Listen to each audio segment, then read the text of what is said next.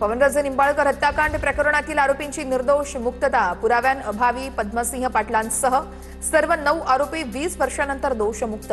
माफीचा साक्षीदार खोटं बोलत असेल तर खटला दाखल करता येईल, कोर्टाचं निरीक्षण। फादर्स डेच्या निमित्तानं खासदार ओमराजे निंबाळकर यांची पोस्ट व्हायरल। काल विरोधामध्ये लागलेल्या निकालानंतर ओमराजेंची भावनिक पोस्ट। वडील पवनराजे निंबाळकर यांच्या आठवणीमध्ये ओमराजे निंबाळकर यांची भावुक post.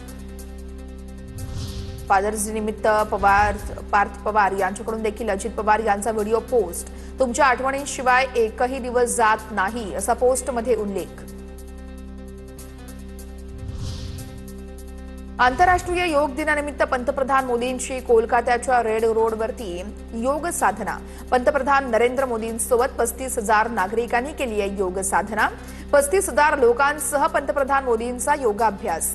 Yoga for healthy ageing या थीमवरती योग दिनाचं आयोजन। आंध्र प्रदेशच्या लब्बीपेटमधील इंदिरा गांधी स्टेडियमवरती 12वा आंतरराष्ट्रीय योग दिन उत्साहात साजरा।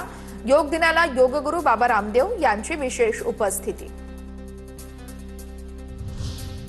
मुंबईतील जुहू बीचवरती आंतरराष्ट्रीय योगा दिन साजरा। योगोत्सवासाठी यावेळेस मुख्यमंत्री देवेंद्र फडणवीस आणि विधान परिषदेचे सभापती राम शिंदेंची उपस्थिती।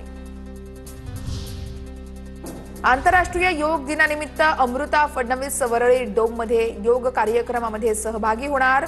या कार्यक्रमामध्ये सेलिब्रिटींसह विविध शाळांमधील विद्यार्थ्यांनी देखील योगाभ्यास करणार। उपमुख्यमंत्री एकनाथ शिंदेंनी रात्री उशिरा सुप्रिया सुळेंच्या मुलीच्या लग्न समारंभाला हजेरी लावली। जिओ वर्ल्ड सेंटरमध्ये या विवाह सोहळ्याला राजकीय क्षेत्रातील अनेक दिग्गज नेते उपस्थित होते।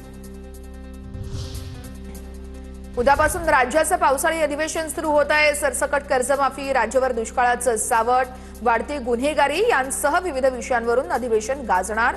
उद्यापासून 10 जुलैपर्यंत अधिवेशन चालणार।